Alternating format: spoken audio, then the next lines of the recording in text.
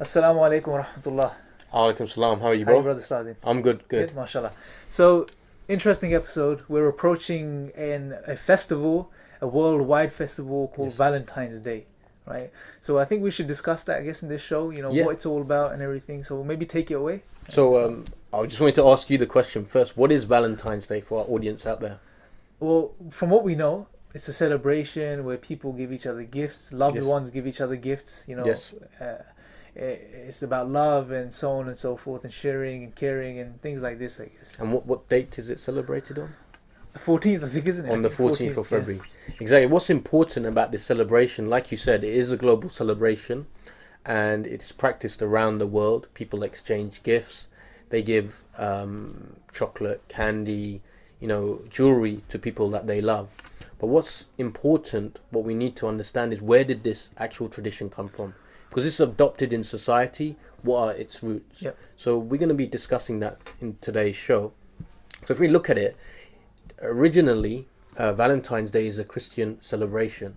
Okay. It's based around a bishop whose name was Valentine, right, from the 2nd century. And what happened to him was there was a decree by the Roman general that their soldiers were not allowed to get married. Because he thought if these soldiers are married, then they'll be distracted in war. They'll be thinking about their wives. Okay. So what this bishop did, he married off the soldiers in secret.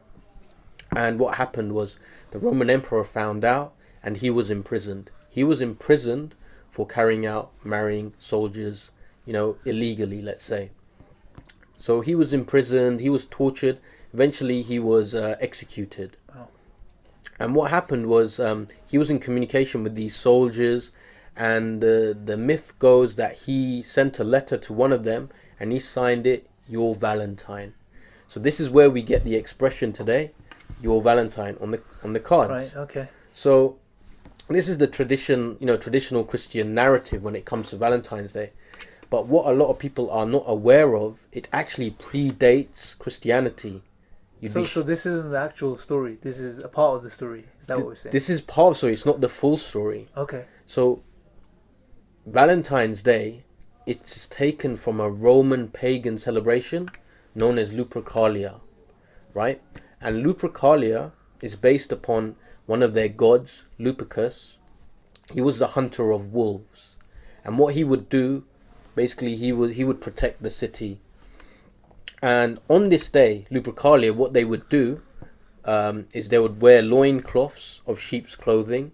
They would run around the city in Rome and they would whip young women. They would literally whip young women. And the reason they did that was they thought it would make them more pious and it would make them more fertile. Right. Okay. Fertile women. And so this is one of the practices. Another practice they used to do is they used to get a container, used to write names of girls on pieces of paper, put it into a container.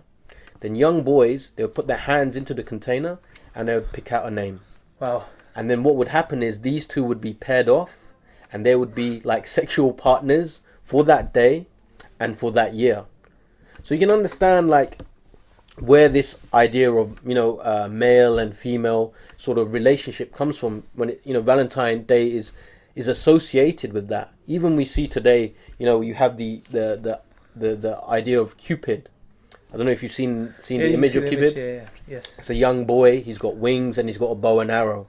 And if you look at this comes from a Roman god, a son of a god, and it comes from Greek mythology as well, the son of Aphrodite.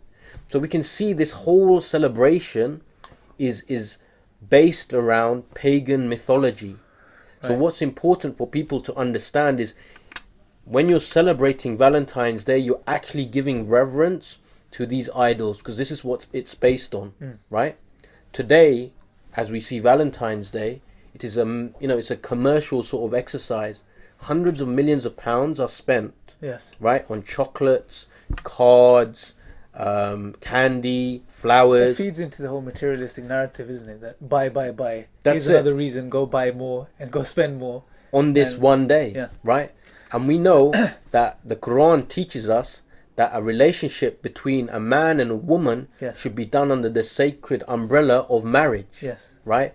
And this is very important because we as human beings what we say, our one of our purposes is we are designed for love, right? And we are looking for love. In this world, we look for love. But what we say as Muslims is, there's nothing wrong with loving the creation of the Creator. Yes. But first establish a relationship with your Creator. This is the real love. Yeah, that makes sense. Yes. And this will fill the emptiness, the void that you have in your heart. Because what will happen is, once you establish a loving relationship with your Creator, who we say is Allah, then you'll establish a loving relationship with His creation, meaning your wife, your family, Yes. your neighbors. And once you do that, once you connect that, then you will become an